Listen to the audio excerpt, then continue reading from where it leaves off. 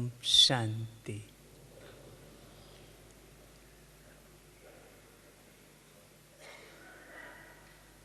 हम सब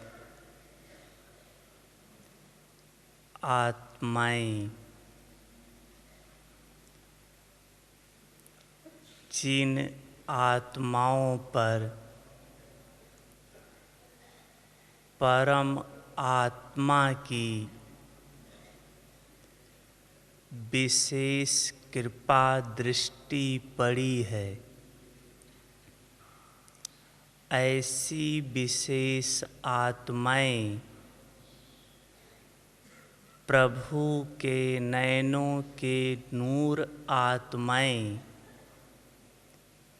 महान आत्माएं हैं। हम आत्माओं का जन्म ही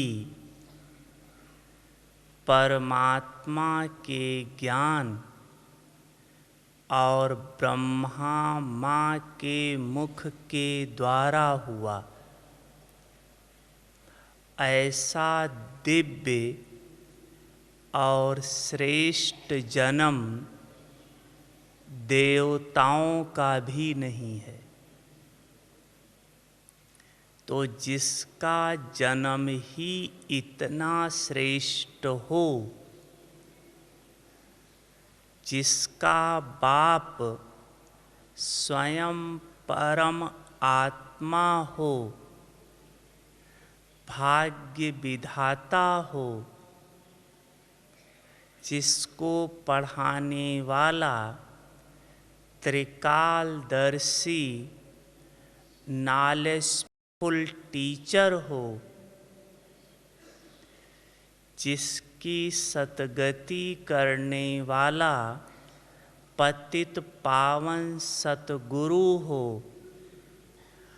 ऐसी विशेष आत्माएं हम आप सब हैं। यह ब्राह्मण जन्म अति श्रेष्ठ जन्म है, ये हम आप सब जानते हैं। लेकिन श्रेष्ठ जन्म का सुख अनुभव नहीं कर पा रहे। जानते हैं श्रेष्ठ है, लेकिन जानते हुए उस सुख का अनुभव नहीं कर पा रहे। कारण क्या है? अगर किसी से भी पूछा जाए तो सब यही कहेंगे कि देवताओं से भी हमारा जीवन श्रेष्ठ है, ऊंचा है। और प्रैक्टिकल में देखा जाए तो तन, मन, धन और जन, यह चारों प्रकार का सुख प्रैक्टिकल में देवताओं को है। ब्राह्मणों को तो पूरे कल्प का अंत होने के कारण सारे हिसाब किताब चुकतू भी करने पड़ रहे हैं।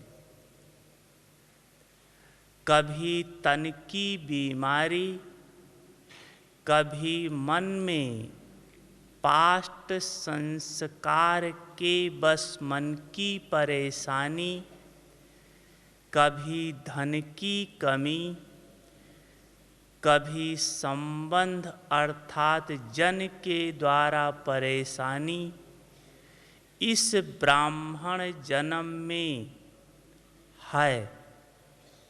लेकिन अगर पूछा जाए तो कहेंगे देवताओं से भी ज़्यादा सुख है हमें, देवताओं से भी ज़्यादा श्रेष्ठ हैं। अब अगर देवताओं से भी ज़्यादा श्रेष्ठ हैं, तो फिर ये तन मन धन का दुख कहाँ से आया? इसका कारण है कि जिन बातों के कारण स्वयं को श्रेष्ठ समझ रहे हो, उन बातों के अनुभवी नहीं बने हो। नॉलेज है लेकिन अनुभवी नहीं बने हो। अगर अनुभवी बन जाओ तो जरूर श्रेष्ठ जन्म है और श्रेष्ठ अनुभव होगा।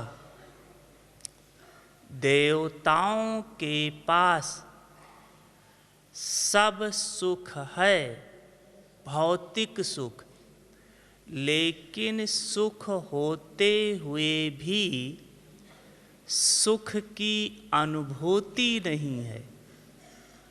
क्यों? अनुभव किसी के कंट्रास्ट में होता है। सुख का अनुभव दुख के कंट्रास्ट में है। अगर आप सुखी हैं तो वहाँ तो सारा संसार ही सुखी है। आप सोने के चम्मच से खाएंगे, वो तो सभी सोने के चम्मच में खाएंगे। आपका तन निरोगी है, वहाँ तो सब निरोगी हैं। तो सुख होते हुए भी सुख की अनुभूति नहीं है। और इस समय कंट्रास्ट है। दुनिया दुखी है और आप सुख का अनुभव कर रहे हो, तब कहते हो वाह रे मैं, वाह मेरा जीवन। इस आधार से निकलता है। देवताओं के पास भौतिक सुख है, लेकिन अति इंद्रिय सुख नहीं है। वो सुख ब्राह्मणों के पास है। तो ब्राह्मण देवताओं से ज़्यादा सुखी हैं, जीवन ज़्यादा मौज वाली है। लेकिन जैसे बताया कि कल्प का अंत होने के कारण सारे हिसाब किताब चुकतू होने के कारण तन और मन दोनों थोड़ा खिटपिट करता है। लेकिन भगवान के बच्चे कभी दुखी हो ही नहीं सकते। भगवान का बच्चा कौन है? ब्राह्मण। जो सच्चा ब्राह्मण बन गया है, फुल कास्ट ब्राह्मण, वो दुखी नहीं हो सकता। अगर ब्राह्मण पूरा बने नहीं हैं, कुछ राम कुछ रावण दोनों तरफ हैं, तो दुख और सुख दोनों मिलेगा। अगर पूरे राम के बन जाओ तो दुख तो हो ही नहीं सकता है। तन और मन दोनों प्रकार की मौज जिसको है, उसी का जीवन मौज का जीवन है। तन और मन। तन की मौज के लिए चाहिए स्थूल धन और निरोगी काया, स्वस्थ शरीर। तन की मौज के लिए दो चीज चाहिए, धन और स्वस्थ शरीर। और मन की मौज के लिए चाहिए ज्ञान और बाबा की याद अर्थात योग। यह मन की मौज का साधन है, ज्ञान और योग। और तन की मौज के लिए स्थूल धन और निरोगी काया। अब देखो, संगम युग पर यह चारों बातें प्राप्त हैं, स्थूल धन भी और निरोगी काया भी। आप सोचते होंगे बीमार तो सब रहते हैं, लेकिन निरोगी काया का आधार क्या है? निरोगी काया का अर्थ है कि इस काया में रहते हुए रोग का आत्मा के ऊपर प्रभाव ना पड़े, दुख का अनुभव ना हो। इसको संगम युग की निरोगी काया कहा जाएगा।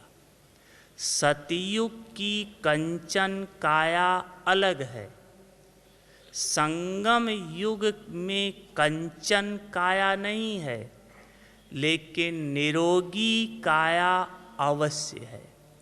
जैसे बाबा कहता, इस समय जीवन में रहते हुए जीवन मुक्ति का अनुभव कर सकते हो या जीवन मुक्त बनकर रहना है। ऐसे इस काया में रहते हुए इस काया के रोग के प्रभाव से मुक्त होकर रहना है। किस प्रकार से मुक्त रहें? यह काया निरोगी रहे, इसकी दो विधि है, करके देखो। एक तो इस शरीर को हर समय प्यार दो, स्नेह दो, पुचकार दो, इस शरीर को दुआएं दो। एक विधि ये है। और दूसरी विधि है, इस तन से ईश्वरीय सेवा खूब करो। ईश्वरीय सेवा करने से जो इस तन के द्वारा आपने पाप कर्म किए हैं, जिसका फल दुख के रूप में आया है, वो हिसाब किताब सेवा के आधार से खत्म होता जाता है। अगर हिसाब का किताब ही खत्म हो गई तो फिर तो ये अपने आप ही रोग ही भाग जाएगा। जब तक हिसाब का किताब है तब तक दवा काम नहीं करेगी, कोई भी चीज सूट ही नहीं होगा। और जिस दिन हिसाब का किताब खत्म हो गया, सब दवा लग जाएगी। जो भी करेंगे साधारण दवा भी सूट हो जाएगी। तो पहली बात है, इस शरीर को आप पुचकार दो, प्यार दो, शाबाशी दो। कई ब्राह्मण आत्माएं क्या करती हैं, यह शरीर पुराना होने के कारण जब खिटपिट करता है, थोड़ी बीमारी आती है या बुढ़े हो जाते हैं, तो क्या सोचते हैं कि पता नहीं मेरी किस्मत इतनी खराब है कि जब से बाबा के बने हैं तब से तन बीमार ही रहता है। मैं पुरुषार्थ करना चाहते कर ही नहीं पाती हूँ। पता नहीं भगवान हमको पहले क्यों नहीं मिल गया, अभी ऐसे बूढ़े शरीर में क्यों मिला है। इस प्रकार से इस शरीर को दोष देते हैं। लेकिन बाबा के महावाक्य हैं, कभी भी इस शरीर को दोष मत दो। यह शरीर बहुत बहुत बहुत वैल्यूएबल है। इस शरीर से ज़्यादा कीमती देवताओं का भी शरीर नहीं है। क्या है, इस शरीर के बारे में ऐसे सोचना अर्थात इस शरीर को श्रापित करना है। आप सोचो यह शरीर कितना मूल्यवान है, कितना महान है कि इस शरीर के द्वारा आप सोचो किसको प्राप्त किया है। बीमार शरीर है, बुढ़ा शरीर है, लेकिन इस बुढ़े शरीर से, इस बीमार शरीर से किसको प्राप्त किया है? भगवान को प्राप्त कर लिया है। चलो बाबा के पास।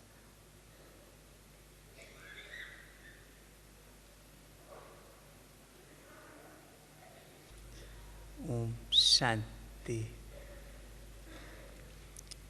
तो सोचो कि इस बुढ़े शरीर के द्वारा या इस बीमार शरीर के द्वारा भगवान को प्राप्त किया है, तो कितना श्रेष्ठ भाग्य इस बुढ़े शरीर का है, जिस बुढ़े शरीर ने भगवान को पाया। और उस बुढ़े शरीर के द्वारा इतनी बड़ी कमाई 21 जन्म क्या 42 जन्म तक तो सुख मिलेगा ही मिलेगा। इतनी बड़ी कमाई है। तो वो बीमार शरीर भला हुआ या नहीं हुआ? है ना बीमार शरीर अच्छा।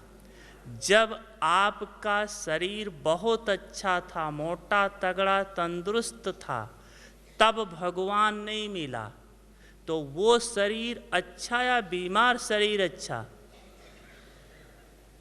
तो सदा अपने इस शरीर के भाग्य की महिमा करो। सदा इस शरीर को शाबाश शाबाश देते रहो। वाह मेरा बुढ़ा शरीर, वाह मेरा बुढ़ा शरीर, भगवान मिला इस शरीर के द्वारा। बाबा कहता है, जैसे आपने देखा होगा कि जब घोड़ा है रथ को खींचता है, अगर उसे बार बार चाबुक मारते रहो तो थोड़ी देर के बाद घोड़ा तंग करेगा, नहीं चलेगा। और अगर उसका पीठ थपथपाते रहो, पुचकार देते रहो उस घोड़े को, तो जब तक उसमें दम है वो आपका साथ देगा। ऐसे इस शरीर को जितना पुचकारोगे, जितना प्यार दोगे, उतना यह शरीर आपको साथ देगा। एक एक कर्म इंद्री का देखो कितना श्रेष्ठ भाग्य है। भल आँखें कमज़ोर हो गई हैं, चश्मा लगाना पड़ता है, कम दिखाई पड़ता है। लेकिन सोचो कि इस चश्मे वाली आँख का कितना श्रेष्ठ भाग्य है कि जो इस चश्मे वाली आँख ने भगवान के रथ को देखा, भगवान के घर को देखा, भगवान को अवतरित होते हुए देखा, भगवान को भोजन खाते हुए देखा, भगवान को बच्चों से बात करते हुए देखा। अरे वाह मेरी चश्मा वाली आँख, वाह कितना श्रेष्ठ भाग्य है। जब आँख बहुत सुंदर थी तब तो कबाड़ खाना ही देखते थे, और अब इस आँख से किसको देख रहे हैं? सोचो कितना श्रेष्ठ भाग्य इस आँख का है। कान कम सुनता है, लेकिन कम सुनने वाले कान का कितना श्रेष्ठ भाग्य है कि ये कम सुनने वाला कान किसके महावाक्य सुन रहा है? भगवान के डायरेक्ट महावाक्य सुन रहा है, जो किसी के भी कान कभी सुन ही नहीं सकते हैं। तो कितना श्रेष्ठ भाग्य इस कम सुनने वाले कान की है। आप ऐसे एक एक कर्म इंद्री को देखो। यह हाथ है, भल शक्ति इतनी नहीं है, लेकिन इस हाथ से इतनी तो शक्ति है, खाना खा रहे हैं ना, तो इस हाथ से भगवान को भोग तो स्वीकार करा रहे हैं।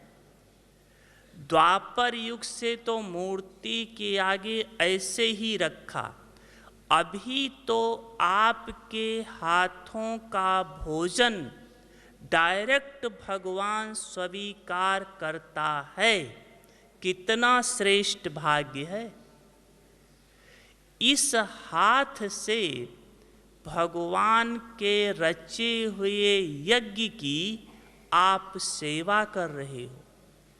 कितना श्रेष्ठ भाग्य इस हाथ का है। एक एक कर्म इंद्री को देखो, कितना श्रेष्ठ भाग्य इस दिल का है। इस दिल में कौन बैठा है? दिल वाला बाप बैठा है। कभी भी नहीं हो सकता था, तो हमेशा ही इस शरीर को शाबाश देते रहो। दूसरी बात, इस शरीर को निरोगी रखने के लिए यज्ञ की सेवा, कर्मणा सेवा अवश्य करो। एक तो इस शरीर को जितना शाबाश दोगे, उतना आपके संकल्पों का प्रभाव इस शरीर को तंदुरुस्त करता जाएगा। मन का प्रभाव तन के ऊपर बड़ा गहरा पड़ता है। अगर मन आपका प्रफुल्लित है तो तन तो हो ही जाएगा। एक छोटा सा मेडिकल साइंस ने रिसर्च करके दिया कि मन का प्रभाव तन के ऊपर कितना गहरा पड़ता है। मन अर्थात संकल्पों का प्रभाव। एक बार कुछ डॉक्टर इसी चीज़ पर रिसर्च कर रहे थे, तो एक गांव का व्यक्ति आया, उसके पैर में फोड़ा था। तो डॉक्टरों ने सोचा इसके ऊपर एक्सपेरिमेंट करके देखते हैं। तो आपस में उन्होंने कुछ इंग्लिश में बात किया। वो तो बेचारा गांव का था, उसके तो कुछ समझ में नहीं आया। फिर डॉक्टर ने बताया कि ये सब कहते हैं कि तुम्हारा केस बहुत सीरियस है, इसका अभी ऑपरेशन करना पड़ेगा, नहीं तो तुम्हारा शरीर छूट जाएगा। तो उस बेचारे ने कहा मेरे पास पैसा नहीं है, कुछ नहीं है, अभी तो हम ऑपरेशन नहीं करा पाएंगे। तो डॉक्टरों ने कहा उसकी चिंता नहीं करो, हम सब मिल करके तुम्हारे पैसे का प्रबंध कर देंगे, तुम गरीब हो तो हम प्रबंध करेंगे। बोला तुम अपने रिश्तेदार को बुला लें। बोला उसकी ज़रूरत नहीं है, थोड़ी देर में ऑपरेशन हो जाएगा, आप एड्रेस दे दो मैं बुलवा लेता हूँ। अब वो बेचारा मजबूर हो गया, उसको ले जा कर के ऑपरेशन थिएटर में लेटा दिया और बेहोश कर दिया। 5-7 जगह पट्टी बांध दी और नीचे लाल रंग घोल के इतना भर दिया कटोरा पानी से। और जब थोड़ी देर के बाद होश आया तब उसको बताया, देखो तुम्हारा कितना खून निकल गया है। इतना बड़ा ऑपरेशन था कि सारा खून निकल गया है। अब खून इतना निकला है, कमजोरी बहुत है, अगर तुम जाना चाहो तो घर जा सकते हो। बोला डॉक्टर साहब सारा खून निकल गया, मैं कहाँ से चल पाऊँगा। डॉक्टर ने सब पट्टी उट्टी खोल के फेंक दिया, बोला कुछ नहीं हुआ है, उठ के भाग गया। तो देखो जहाँ चल ही नहीं पा रहा था, कहाँ तुरंत उठ के भाग गया, क्योंकि समझ गया ऐसा कुछ नहीं हुआ है। तो विचारों का प्रभाव शरीर के ऊपर बड़ा गहरा पड़ता है। इसलिए सदा इस शरीर के प्रति शुभ भाव रखो, सदा इसको उमंग में लाने वाला भाव रखो। दूसरी, कर्मणा सेवा अवश्य करो। कर्मणा सेवा हिसाब किताब खत्म कराती है, बहुत ज़्यादा खत्म कराती है। करके देखो, आपको थोड़ा बुखार हो और आप यज्ञ की सेवा में लग जाओ, देखो बुखार भाग जाता है या नहीं भाग जाता है? चला जाएगा। क्यों गया?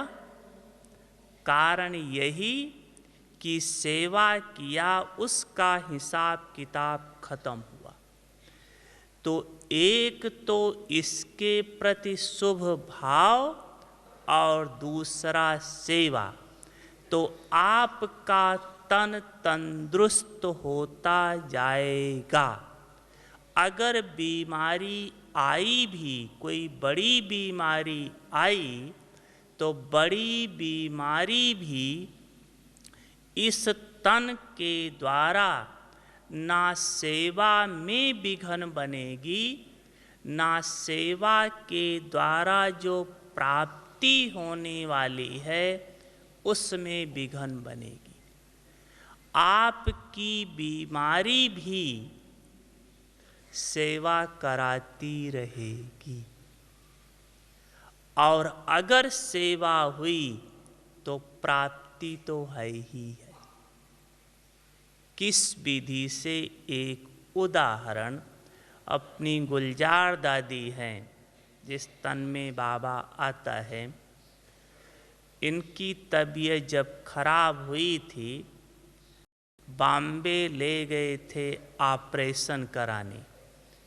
तो जब हॉस्पिटल में ले गए तो जो अशोक मेहता है जिसने दादी का ऑपरेशन किया, उसने जैसे दादी को देखा, दादी को देखते ही देवी का साक्षात्कार हुआ। उसने तुरंत घर में फ़ोन किया अपनी मिसेज के पास कि हॉस्पिटल में देवी आई है, दर्शन करके जाओ। और वो आज अशोक मेहता ग्लोबल हॉस्पिटल के भी निमित्त बना और इतना बड़ा वीआईपी है, इतनी सेवा उससे हो रही है उसके द्वारा। तो देखो बीमार शरीर भी सेवा के निमित्त बन जाएगा।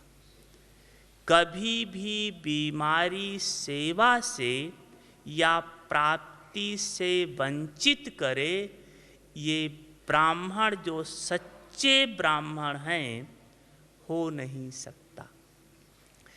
इसलिए इस तन के द्वारा सदा स्वयं को मौज की स्थिति में रखो। चाहे आप सीरियस बीमार हो, पड़े हो बिस्तर पर, नहीं उठ सकते हो, नहीं कुछ कमाई कर सकते हो, लेकिन बिस्तर पर पड़े पड़े अगर आप 5 मिनट भी पूरे, जब तक बिस्तर में पड़े हो, एक दिन में अगर 5 मिनट भी अशरीरी हो करके बाप के पास बैठकर अगर आप विश्व की सेवा करो, लाइट माइट दो, बाप की याद में समा जाओ, तो इतनी कमाई जिसकी गिनती नहीं है, इतनी कमाई हो जाएगी। तो सोचो वो बीमारी भला कर रही है ना, हिसाब किताब तो खत्म हो रहा है।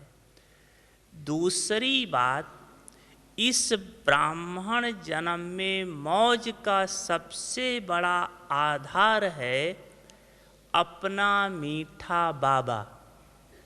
किस प्रकार से? बाबा हम सब बच्चों का 3 काम इकट्ठा करता है। एक, हमारा हिसाब किताब चुकतू कराता है। दूसरा, हमको संभालता भी है। और तीसरा, हिसाब किताब चुकतू करा के ऊंच पद भी देता है। ये 3 काम इकट्ठा करता है।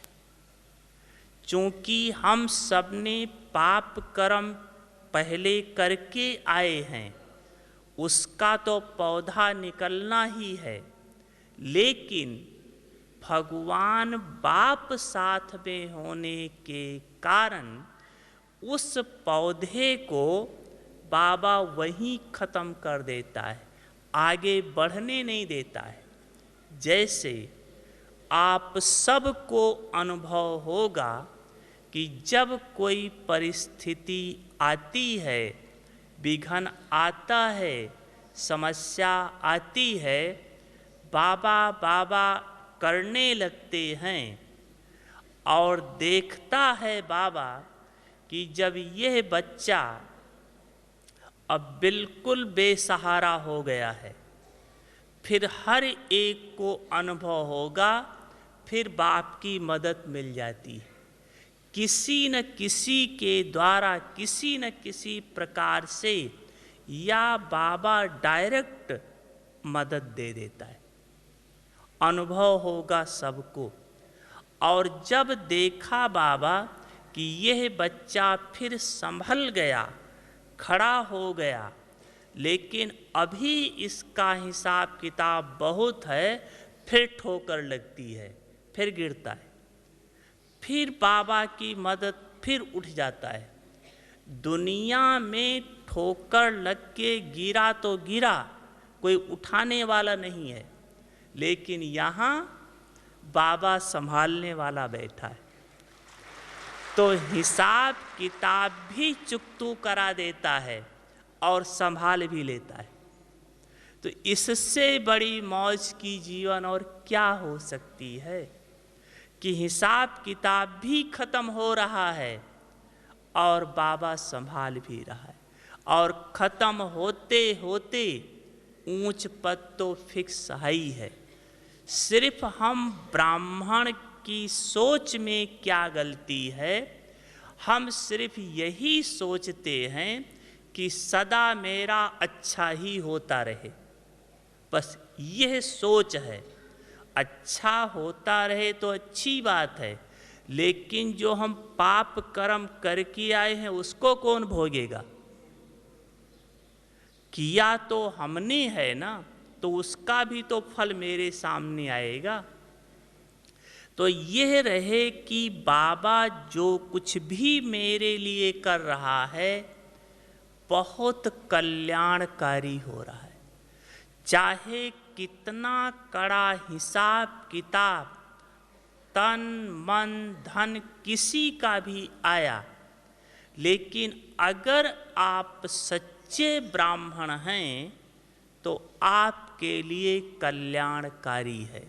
एक उदाहरण देता हूँ। दिल्ली में एक बहन थी, बेगरी पार्ट के समय उसने बाबा को बहुत मदद दिया था, साकार बाबा के समय। तो जो बेगरी पार्ट के समय मदद दिया है, समझ लो भगवान कितना उसकी मदद देने के लिए बंधा हुआ है। कुछ समय के बाद वो बहन सुबह उठी योग करने के लिए, तो सोचा चाय बनाकर पी लें, फिर बाबा को याद करते। तो जैसे वो रसोई में गई तो गैस की जो पाइप थी, रात को शायद चूहे ने काट दिया, तो पूरे कमरे में गैस भर गई थी। छोटा सा ही कमरा था, कुछ शायद वेंटिलेशन वगैरह नहीं रहा होगा। तो उस कमरे में चारों तरफ गैस होने के कारण जैसे उसने माचिस की तीली जलाई, आग पकड़ लिया और वो बहन उसी में जल के खत्म हो गई। अब प्रश्न है, बाबा ने उसे बचाया क्यों नहीं? क्यों नहीं बाबा ने उसकी बुद्धि को टच किया कि माचिस नहीं जलाओ, थोड़ी देर के बाद जलाना, गैस निकल जाए। बांस तो आई, ऐसे तो नहीं कि बांस उसको नहीं आई होगी। क्यों नहीं टच किया बाबा ने? क्यों नहीं बाबा ने उसको मदद दिया? जब बाप की इतनी मदद उसने की है तो बाप ने क्यों नहीं मदद दी? बताते हैं कि बाबा ने कितनी बड़ी मदद दी उसको। मदद क्या दी कि बाबा को जब भोग लगाया गया तब पूछा गया था ये बात, बाबा ऐसे क्यों हुआ, आपने मदद क्यों नहीं दिया?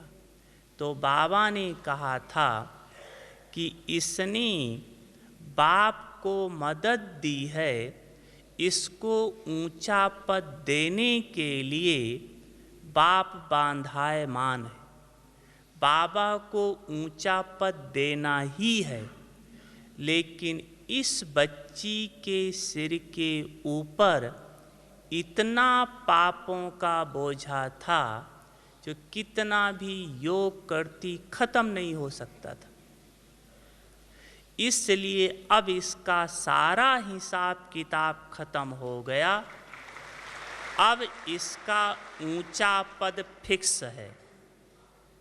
तो देखो, बाबा हर एक बच्चों की जन्म पत्री जानता है। बाबा के बने हैं तो बाप हर बच्चों का कल्याण ही करेगा।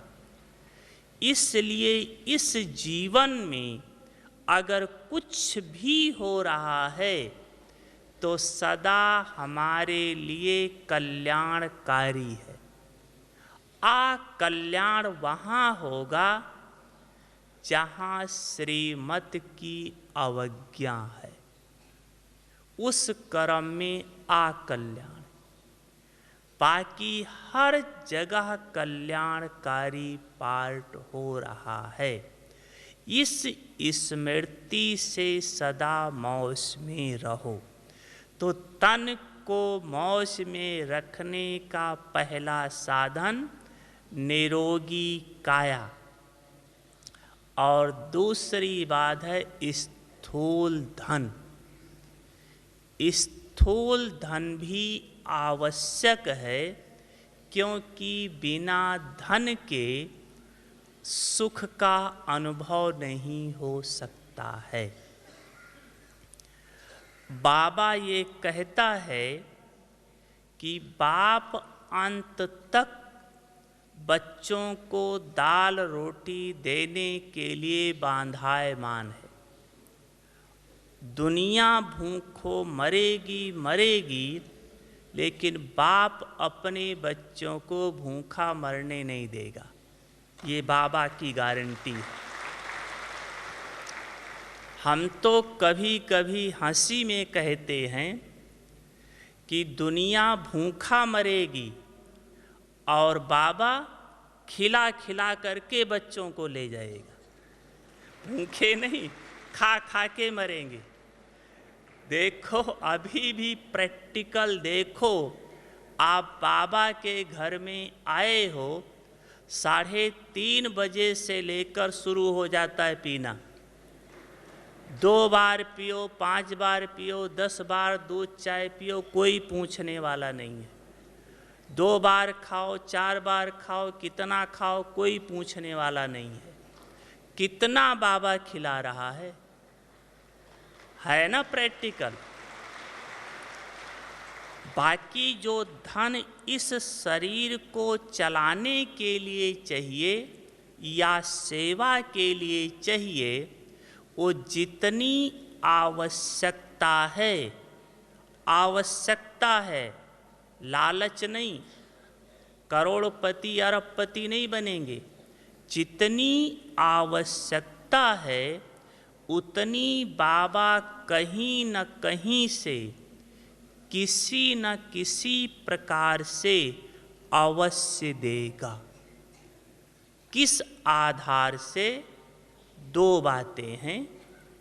एक तो जब आत्मा प्रकृति जीत बनती है, प्रकृति जीत, तो प्रकृति जीत बनने से ब्राह्मण आत्मा की प्रकृति अधीन बन जाती है। प्रकृति जीत बनने से प्रकृति आपके अधीन होती है। आप सतयुग में संपूर्ण प्रकृति जीत हैं, इसलिए प्रकृति आपकी दासी है। लेकिन ब्राह्मण जन्म में प्रकृति जीत पूरा नहीं बने हैं। जो बच्चा जितना प्रकृति जीत बना है, उसकी प्रकृति उतना अब भी दासी है। लेकिन अगर हम प्रकृति जीत पूरा नहीं बने हैं, लेकिन सच्चे ब्राह्मण हैं, बाप के बच्चे हैं, तो भी प्रकृति हमको सुख देगी जितना चाहिए। किस आधार से?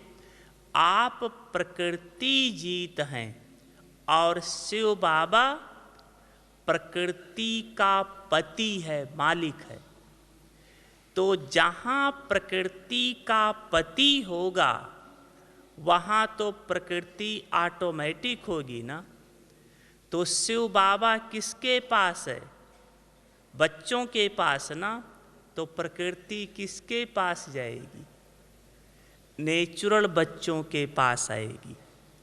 लेकिन इतना बाबा के वफादार, आज्ञाकारी, फरमान बरदार बच्चे बनकर रहें, जो बाबा कहे वाह मेरा बच्चा वाह, फिर प्रकृति आपकी दासी बनेगी। दूसरी बात, अगर आप बाबा के सच्चे बच्चे हैं, तो बाबा कहीं न कहीं किसी न किसी रीति से, चाहे दाल रोटी खाने की बात है, चाहे सेवा की बात है, बाबा अवश्य देगा। कैसे देगा, किस प्रकार से देगा, ये तो बाबा जाने, लेकिन देगा अवश्य। एक उदाहरण देता हूँ कि बाबा कैसे देता है। वो हर एक का हिसाब किताब अपना अपना है, सबको उसी रीति से देगा नहीं, लेकिन किसको कैसे, किसको कैसे। एक गुजरात में बहन थी, नडियाद में अभी शरीर छोड़ दिया है। छुग्गी दादी उसे कहते थे। तो वो पहले आनंद में थी। जब नडियाद आई तो वहाँ सेवा शुरू किया तो बहुत थोड़े स्टूडेंट थे। उस समय मेला शुरू हुआ था, तो उसके मन में विचार आया कि अगर हम मेला करें तो ढेर सारे स्टूडेंट निकल आएंगे।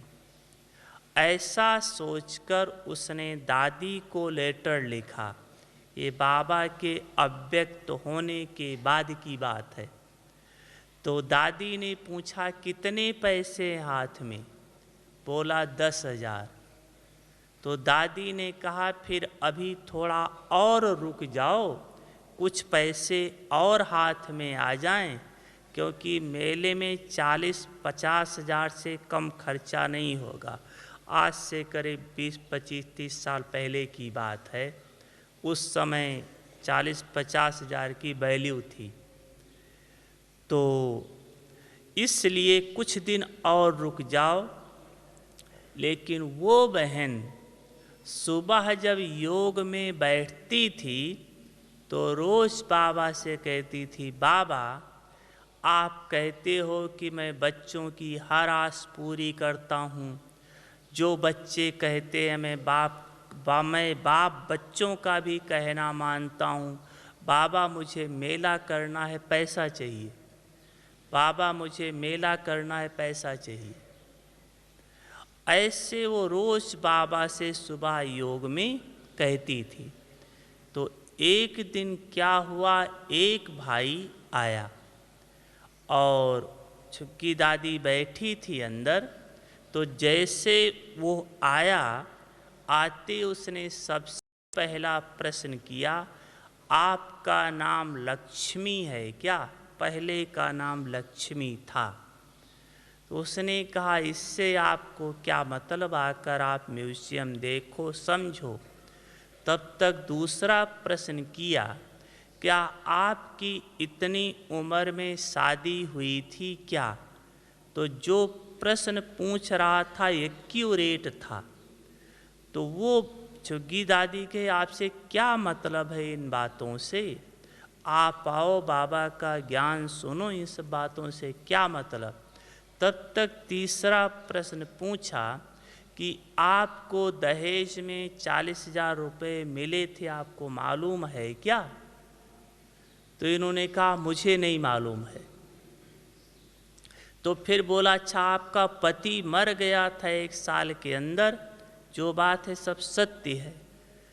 तो अब वो समझ रही है सब बात, लेकिन वो कहती आपसे क्या मतलब, आप आकर के देखो। तो बोला अच्छा ये बताओ आपको दहेज में कितना पैसा मिला था, कुछ पता है? बोला नहीं। आपके पति ने आपको कुछ बताया था? बोला नहीं।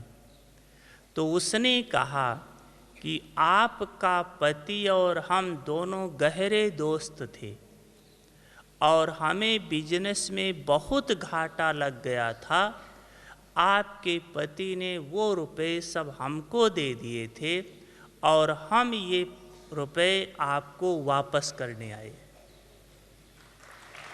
देखो कहाँ की बात कहाँ, अब तो खुशी की बात है। तो उसने पूछा आपको कुछ मेला करना है क्या? मेला क्या होता है? तो बोला हाँ मेला करना तो है। तो बोला अच्छा आप आओ म्यूज़ियम देखो फिर बताती हूँ। वो बेचारा सोचे कि 40,000 लेकर आया हूँ, ले ले, कहीं सूद ब्याज मांग बैठी तो मुश्किल हो जाएगा। वो तो समझे देकर भाग जाऊँ और ये कहे जब तक आप म्यूज़ियम समझोगे नहीं हम कुछ लेंगे नहीं। अब बेचारा मजबूरी में अंदर आया म्यूज़ियम समझने के लिए। और जब म्यूज़ियम समझने लगा, समझते समझते जैसे बाबा के चित्र के पास पहुंचा, उतनी दूर भाग के खड़ा हुआ। पूछा ये बुढ़ा कौन है? बोला मैं बताती हूँ कौन है। इस तन में परमात्मा प्रवेश करके इस विद्यालय की स्थापना करता है। यह है प्रजापिता ब्रह्मा बाबा। बोला ये बुढ़ा मेरी नींद हराम कर रखा है, रोज कहता है जाओ पैसा दे के आओ, पैसा दे के आओ, उसको मेला करना है।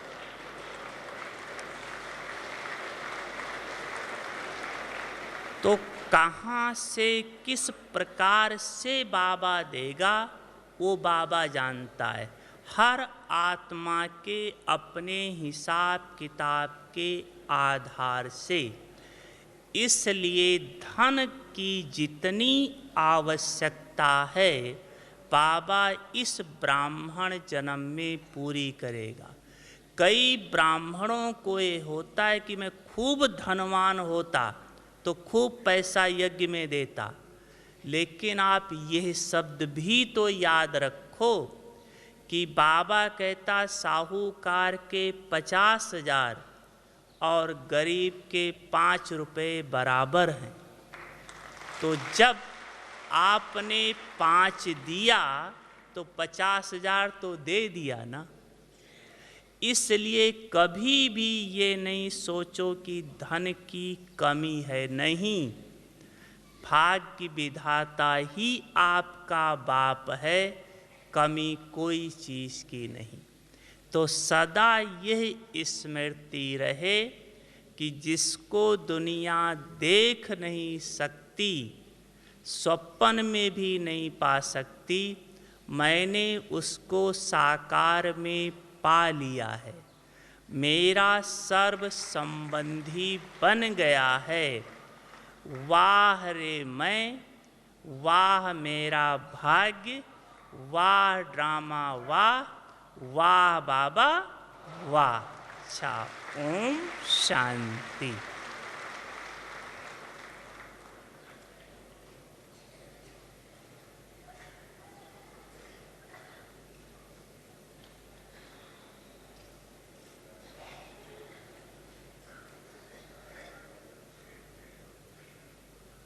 धन्यवाद रामलोचन भाई, आपने सचमुच ही सभी बाबा के ब्राह्मण बच्चों को अभी ही मौजों में ला दिया और ऐसे ही हमेशा मौजों में रहेंगे।